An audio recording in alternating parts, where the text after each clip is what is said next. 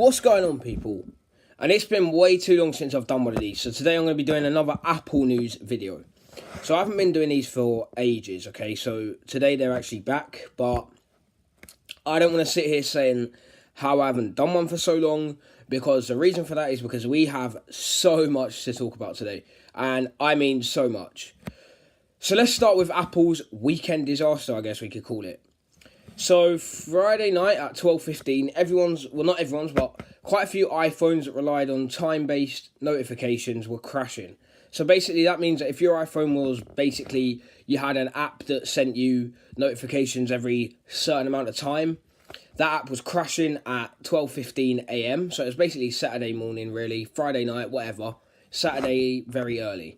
So anyway, Friday sort of daytime in America, Apple released 11.2 beta 6, which was either way the GM build, so it was the final version with the build number 15C114.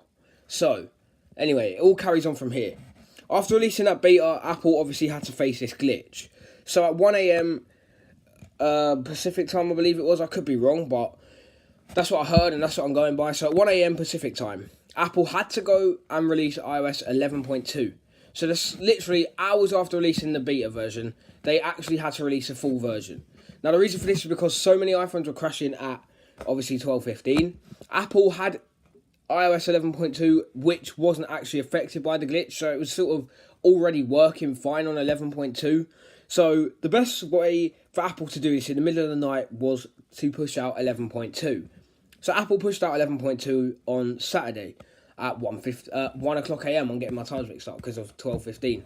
So at 1 a.m. they pushed out that update, which would have been about 9 o'clock here. So anyway, the update came out, and I'll quickly go through what's new. Faster wireless charging on iPhone 8, 8 Plus and 10. 7.5 watt up from 5 watts.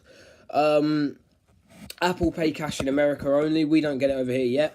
So you can send and receive money with friends and family. Obviously, you have to have a card and Apple Pay set up and all that. Other bug fixes and improvements. It now gives you notification when you're turning off Bluetooth and Wi-Fi from Control Center to explain that it will only turn it off temporarily. So basically what it does is it only turns it off for 24 hours. It's not a permanent thing. It won't turn off permanently. So that's 11.2.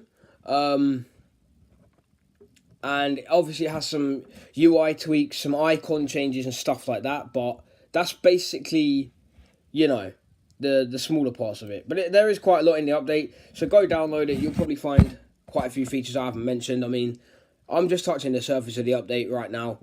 But yeah, so anyway, let's move on to the next thing. The iPhone SE 2.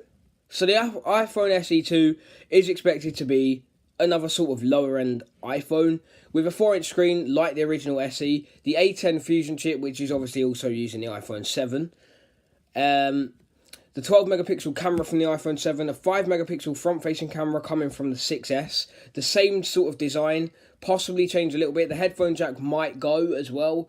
Obviously no one's confirmed that or denied it. It will be released in March apparently of 2018, so we'll have to wait and see what Apple does with that one. But like I said, it'll have a similar design.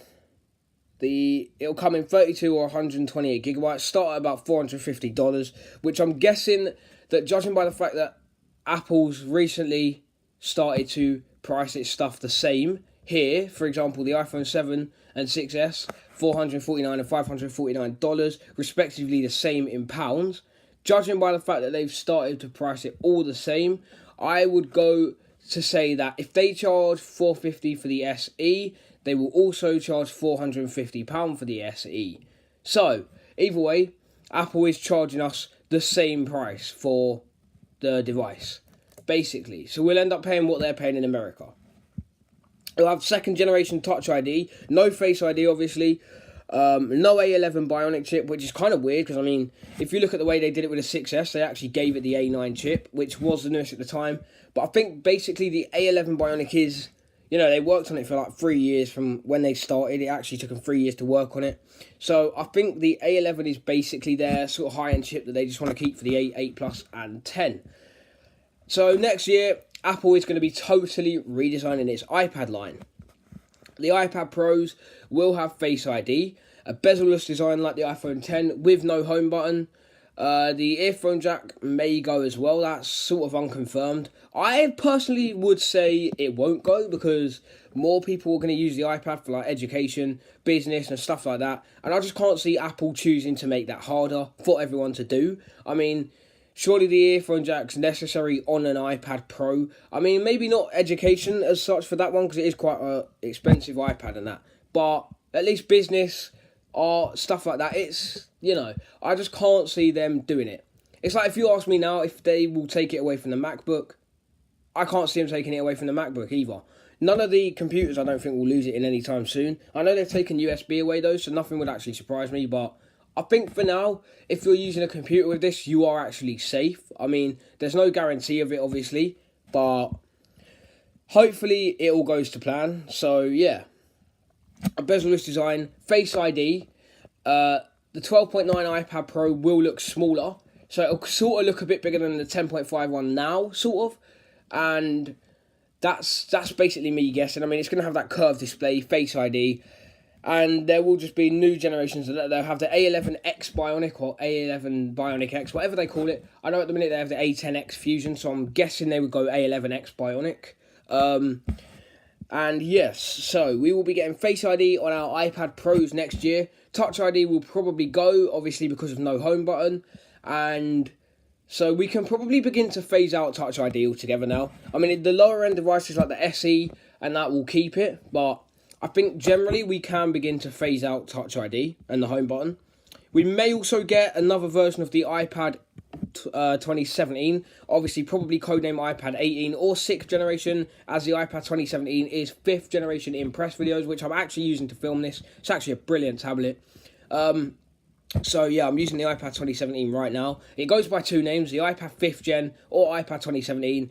But then it also just goes by the name of iPad, actually. So it goes by 3, and no one really knows what to call it. But apparently there may be another version of this next year in sort of March time with the A10 Fusion chip. Now, there won't be any X in that. Just like with this one here, there was no X in the A9. It was just a standard A9 that they gave it from the 6S and SE. So I don't think there'll be an X series of that going into any iPad next year. It'll just be A10 Fusion, quad core and that. Now, that will probably retain a similar design or go back to the iPad Air 2's design, featuring Touch ID, probably 2nd generation, but I don't actually know. Probably still the home button, probably like I said, the same sort of design. I don't think it's going bezel-less or anything. No huge change there in terms of bezels and that. So we'll probably still get pretty much the same design. And yeah, it may go to the iPad Air 2 design. And it may get a camera bump as well. But let's just say that we don't even know if this is happening. They may keep this one for a few more years or 2 or 3 years. They might just keep selling this one, obviously, because it's reasonably priced. It doesn't need to keep being updated. I mean, if they update it, they update it. I probably won't go out and buy it because the one I've got here has got, like I said, the A9 chip. And the one I've got here actually does fine. It doesn't lack anything that I would use. It doesn't slouch on anything is what I was going to say, and I sort of lost what I was saying. It doesn't slouch. It's not a slouch, Performance is top on iOS 11.2 here. And I'm one of them people, if it's not top performance, I won't buy it. So generally, this iPad is, maybe the graphics and that, but to be honest, that doesn't bother me. For what I use it for, it is awesome. So the performance, like I just said, is brilliant. And I don't think Apple will need to go all out to keep updating this. I mean, maybe the year after, next year or something. We'll just see what the market is for that. Next, we have the iPad mini to discuss. Now, Apple will reportedly be discontinuing the iPad mini because this standard 9.7-inch iPad is expected to replace it. It'd help if I got my words the right way around.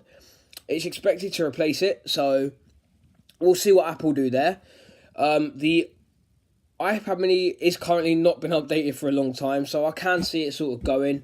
I just don't think there's a market for it anymore. I mean, the iPhone Pluses and like 7 Plus, 8 Plus, iPhone 10, they're all bigger. Then you've got the standard 9.7-inch iPad, which we have here, like I said.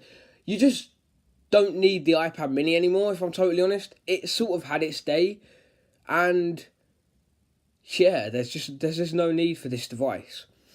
Next, we have iPhones. Now, 2018 iPhones are going to be interesting. 2018 iPhones are also going to be goddamn hard to name. So, we have the iPhone with a 6.1-inch LCD display. That's going to be the entry-level iPhone next year. It is going bezel-less sort of design, but it will only have LCD. And it's expected to be sort of $750, $650 to $750. 6.1-inch LCD display, no OLED or anything. Then we're getting an iPhone 10 Plus or iPhone 11 Plus. They may also refresh with an iPhone 11, which will have a 6.5 OLED display, probably a higher resolution, which will probably look awesome. I'm not going to lie, that is going to look brilliant on here. So we'll just have to wait and see what Apple do with that. But it is going to look pretty good. Next, we're going to have the iPhone 10 drop issue. So I have been hearing about this. The iPhone 10 is meant to be really hard to break and all this. And that glass on there is meant to be really high quality. But I have heard that dropping the iPhone 10 the smallest amount, like dropping the iPhone 10 off of a table, will actually kill it. If you drop it onto a table, I've heard it'll also break it. So who knows what Apple are going to do? I mean, they had those green lines in the OLED display. I don't know what they've done about that. But who knows how they're going to tackle the issue of the dropping. I mean, I don't know what's going on there totally, but we'll see what Apple do. Hopefully they'll fix that up. Hopefully it's not a widespread issue or anything, but yeah. So people are hearing microphone crackling in the iPhone 7 and above as well. Like, the microphone's really sensitive, so if you want to talk on the phone, basically what I'm saying here is you have to go near your mic. Now, I currently have an iPhone 7, upgrading in a couple of weeks, but yeah, I currently have the iPhone 7 and I have not noticed that. I've run literally every public iOS 11 version. I've not noticed that or anything. I've even run some betas and downgraded and that. But yeah, there has been no problems whatsoever with my mic quality or anything. Everyone's able to hear me. I'm able to hear everyone else. And yeah, so I don't think that's a widespread issue. I mean, loads of people complaining about it, but I don't think it's that widespread.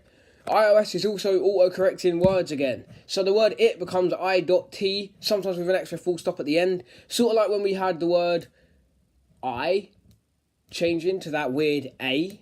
What was that? With that little question mark symbol thing. We're sort of getting that again, but it's changing it to I.T. It's sort of really weird glitches. And we're getting is changing to I.S. I mean, Apple is... I really don't know what's going on with iOS lately. I just hope that all these issues get fixed. So yeah, sorry about that, guys. That is a group chat. But yeah, sorry about that. On the iPhone, just on WhatsApp. But hopefully Apple fix these issues. Let's just see what Apple do in the future. I'm quite confident that Apple are going to try resolve all these mic issues and these autocorrect issues. I just think that the one they found with the A, when you couldn't type I think that was just code. I think they've just got to find the root cause of that. I think they only found what was causing it to do one word because that's all that they heard about at first. But I think if they can find like the root of where that's coming from, it will all be fixed. So that's, guys, is your Apple news for this week. I remember this time last year, it was when I was actually doing these Apple news, and for some reason I just killed it. I'm back on it now. When there's Apple news, I will bring you the Apple news. There's been no content for a while, I'm sorry about that, and I'll be making plenty more content now. So let's just all stick together, let's just all get this stuff done, and I'll see you in the next one, guys. Peace.